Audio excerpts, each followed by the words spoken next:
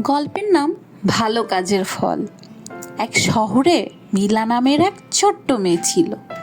সে সুযোগ পেলেই সবাইকে সাহায্য করত। একদিন মিলা রাস্তার ধারে হাঁটছিল।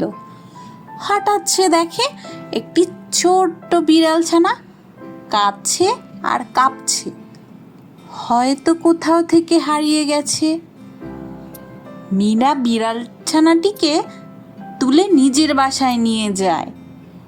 সে তাকে দুধ খাওয়ায়, গরম কাপড়ে মুড়ে রাখে আর খুব আদর করে।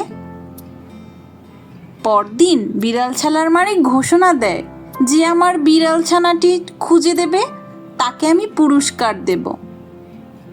মিলা বিড়াল ছানাটি ফিরিয়ে দিতে যায়। বিড়াল ফেরত পেয়ে খুশি হয়ে মিলাকে সে একটি গল্পের বই ও একটি চকলেটের প্যাকেট উপহার দেয়। মিলা খুব খুশি হয়। সে বুঝে যায় কারো উপকার করলে মনও ভালো থাকে, আবার পুরস্কারও পাওয়া যায়। শিক্ষণীয় বার্তা: ভালো কাজের ফল সব সময় ভালো হয়।